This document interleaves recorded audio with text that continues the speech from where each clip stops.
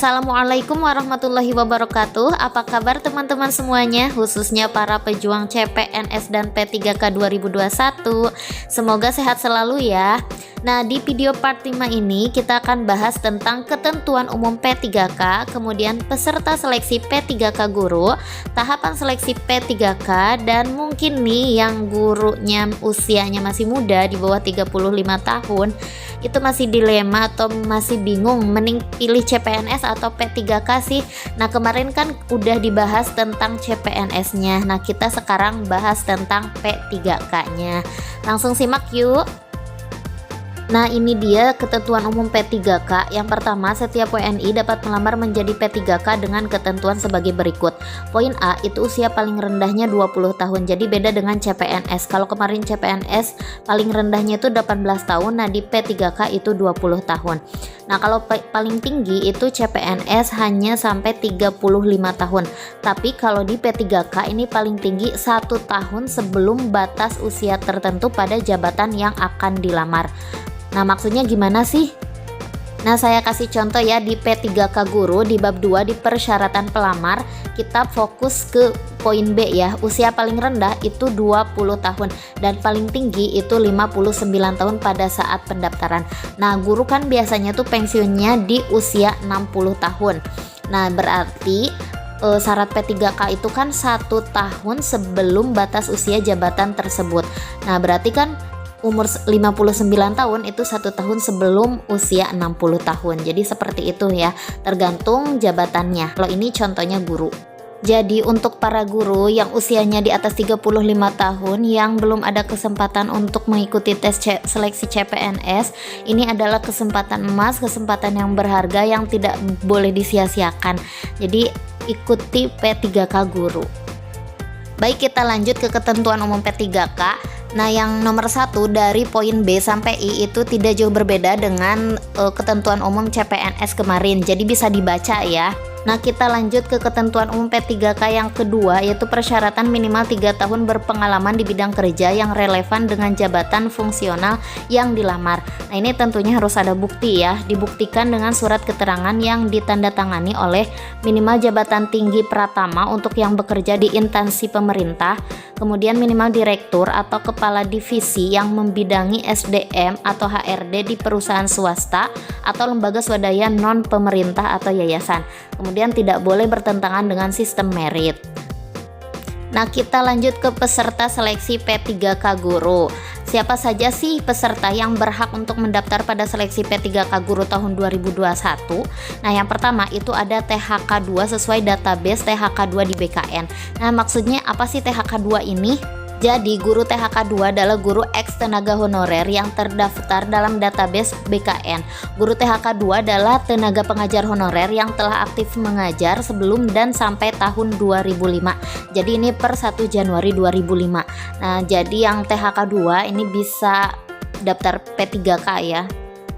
Baik, kita lanjut nih, yang kedua itu peserta yang berhak mengikuti seleksi P3K guru itu adalah guru non-ASN yang masih aktif mengajar di sekolah negeri di bawah kewenangan pemerintah daerah dan terdaftar sebagai guru di Dapodik Kemendikbud. Nomor 3 itu adalah guru swasta yang masih aktif mengajar di sekolah swasta dan terdaftar sebagai guru di Dapodik Kemendikbud. Jadi untuk nomor 2 dan nomor 3 ini ya, teman-teman guru harus benar-benar sudah memastikan bahwa teman-teman itu sudah terdaftar di Dapodik Kemendikbud gitu. Jadi mohon maaf ya, misalnya ada yang mengajar ya cukup lama tapi tahu-tahunya kita itu belum terdaftar di Dapodik Kemendikbud. Jadi kitanya harus aktif ke operator sekolah, pokoknya ke bagian yang memang memegang Dapodik gitu. Jadi harus aktif bertanya, kemudian kita harus memastikan kita udah terdaftar belum di Dapodik Kemendikbud ini gitu. Nah, di sini para guru juga harus benar-benar memastikan 4 hal. Yang pertama itu kualifikasi ijazah pendidikan terakhir yang dimiliki, kemudian mata pelajaran yang diampu di sekolah, kemudian data Anda di Dapodik gitu, kemudian nanti formasi atau jabatan yang akan dilamar di P3K. Jadi harus sinkron gitu, harus benar-benar sesuai. Misalnya, mohon maaf, ijazah pendidikan terakhirnya itu IPS, ternyata di lapangan itu mengajarnya bahasa Sunda gitu. Dan ternyata pas dicek di Dapodik itu terdaftarnya sebagai guru prakarya. Nah, nanti jadi bingung jabatan atau formasi P3K yang akan dilamarnya apa gitu. Ternyata maunya IPS gitu.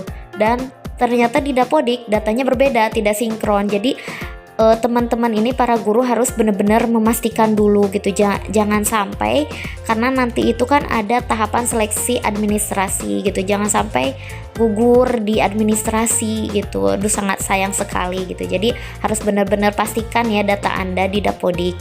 Nah, kemudian yang keempat itu yang berhak adalah lulusan pendidikan profesi guru atau PPG yang belum menjadi guru dan terdaftar di database lulusan pendidikan profesi guru Kemendikbud.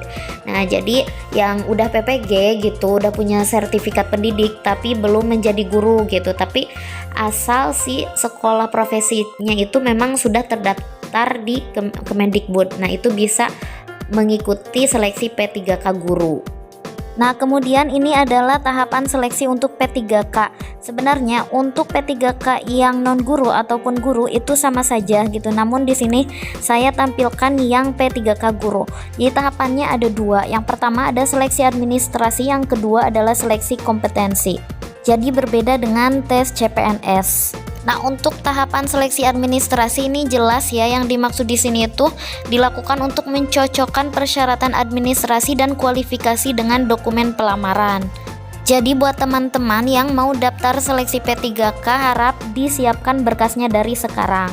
Kemudian untuk seleksi kompetensi di P3K itu sedikit berbeda dengan tes CPNS. Kalau di CPNS itu menggunakan CAT BKN, tapi di P3K itu menggunakan CAT UNBK. Sama-sama menggunakan komputer, sistem komputer, tapi CAT UNBK itu biasa digunakan di Kemendikbud. Nah, untuk tahapan seleksi sendiri itu di P3K ada 3 tahap. Yang pertama ada kompetensi teknis, kemudian kompetensi manajerial, dan kompetensi sosial kultural.